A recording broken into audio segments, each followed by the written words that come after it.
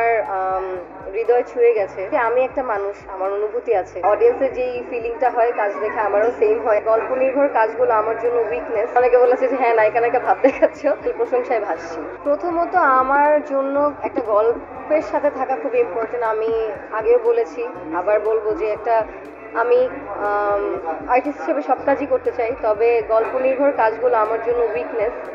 তো আমার জন্য গল্প খুবই ইম্পর্টেন্ট। আমি যখন স্ক্রিপ্ট পড়ে গল্পটা টাচ করতে পারি, যেমন আমি দাগের স্ক্রিপ্টটা যখন পড়েছি আমি নিজে আমার গুজবাম্পস হয়েছে, আমি নিজে ইমোশনাল হয়ে গিয়েছিলাম। তো আমার মনে হচ্ছে যে আমি একটা মানুষ, আমার অনুভূতি আছে সেখানে, যেহেতু আমার হৃদয় ছুঁয়ে গেছে গল্পটা, তো সেটা আসলে দর্শকরাও মানুষ, তাদেরও হৃদয়ে ছুঁয়ে যাবে। এবং আমার চরিত্রটা আমার কাছে নিজের কাছেই খুবই আছে না, মনে হচ্ছে আহারে এই চরিত্রটা আমি করতে চাই।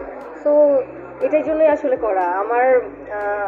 প্রথম থেকেই আমার কাজ দেখে দর্শক এতটুকু আসলে আন্দাজ করতে পেরেছে যে আমি দর্শকের মনে জায়গা করার জন্য আমার ওই পিপাসাটা সবসময় আছে।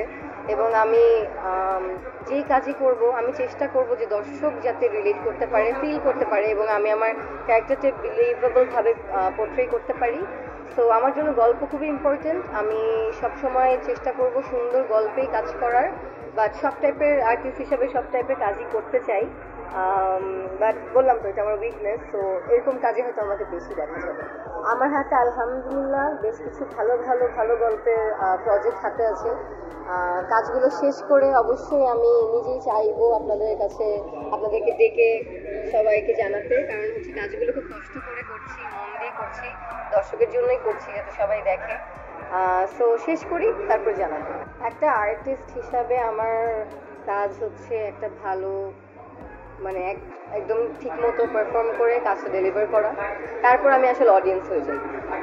সো অডিয়েন্সের যেই ফিলিংটা হয় কাজ দেখে আমারও সেম হয়, আমিও ইমোশনাল হয়ে যাই।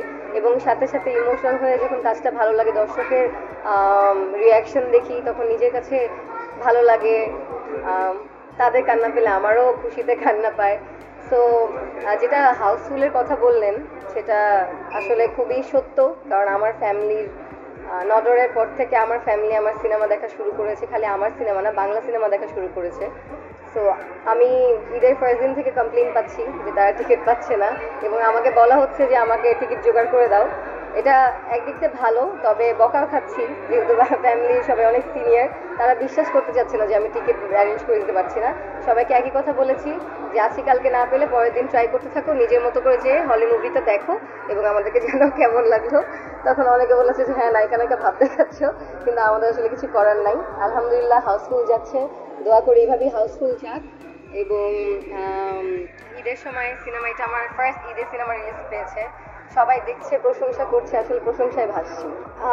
আমার আসলে খুবই ইচ্ছা ছিল সব সিনেমার দেখার, বাট একটা আনফর্চুনেট ঘটনা ঘটেছে। আমার মা সিঁড়ি থেকে পড়ে তার পা ভেঙে ফেলেছে।